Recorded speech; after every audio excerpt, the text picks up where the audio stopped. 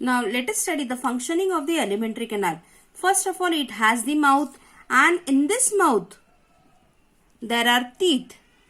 You all know that teeth do the work of chewing, and by chewing it breaks the food into small particles. Along with the teeth, it has the tongue, and the tongue helps in mixing the saliva.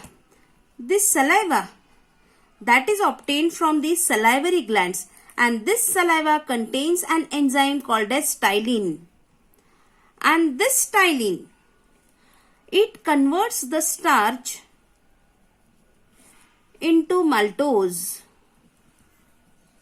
Whatever we food eat that contains the starch, and the starch is converted into maltose with the help of saliva, that is with the help of the ptyalin enzyme present in this saliva, and this saliva is coming out from the salivary glands.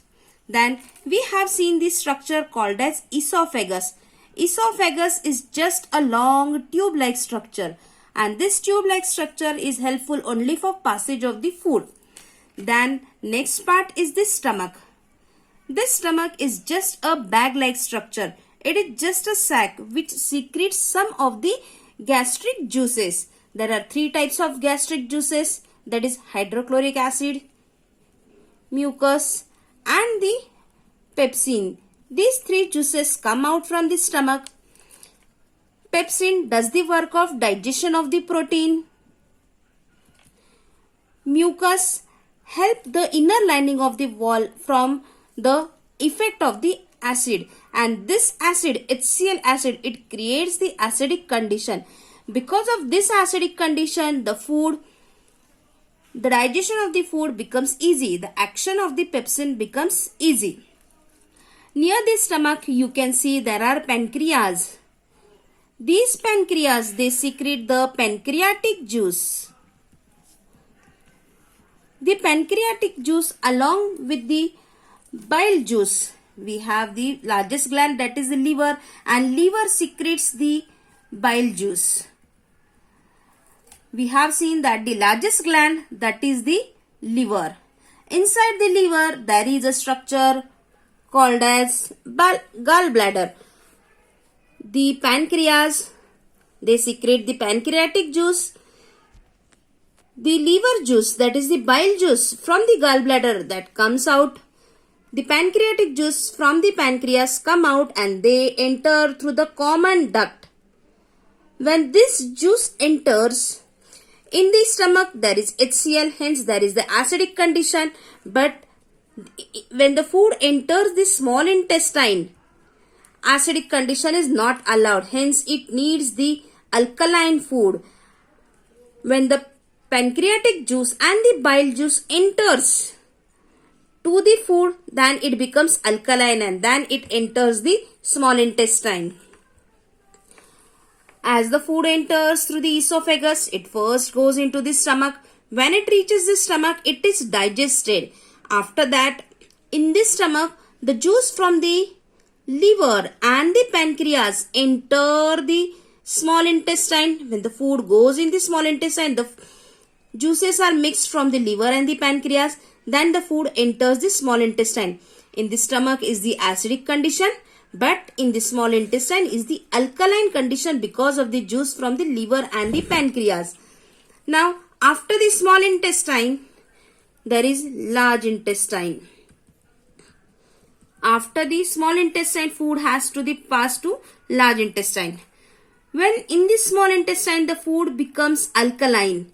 As it becomes alkaline, the process of digestion takes place. The process of digestion, that is protein, gets converted into amino acid. The carbohydrates, that gets converted into glucose, and the fats, that gets converted into lipids, or you can say that they get converted into fatty acids. All this food that is soluble in blood. So as it passes through the small intestine has some of the finger-like projection. In this way, it has the finger-like projections, and these finger-like projections, They are rich with blood vessels and they are called as villi. We draw the small intestine, that is the pipe-like structure, and in this pipe-like structure, if this is the pipe-like structure, it has the finger-like projections. In this way it has the finger-like projections. This is the diagram for finger-like projections and it has the villi. They are rich with the blood vessels and they absorb all the soluble food. When it is absorbed by the soluble food, the remaining goes into the large intestine. In the large intestine, no digestion work is done. It just does the work of absorption of some of the salts and the remaining water is absorbed. Hence, we have seen that in the mouth, with the help of the teeth and the tongue, some of the digestion work starts. Teeth just break down the food into pieces. Tongue mixes the saliva. Saliva contains ptyalin that converts starch into maltose. Esophagus is a tube that allows the passage of the food. The stomach, it is just a sac containing HCl, mucus and pepsin. Pepsin digests the protein. HCl creates the acidic condition, helps the action of pepsin. The mucus just protects the wall of the stomach from the hydrochloric acid. Then the pancreatic juice and the bile juice from the liver, they make the food alkaline. Then it is passed to the small intestine.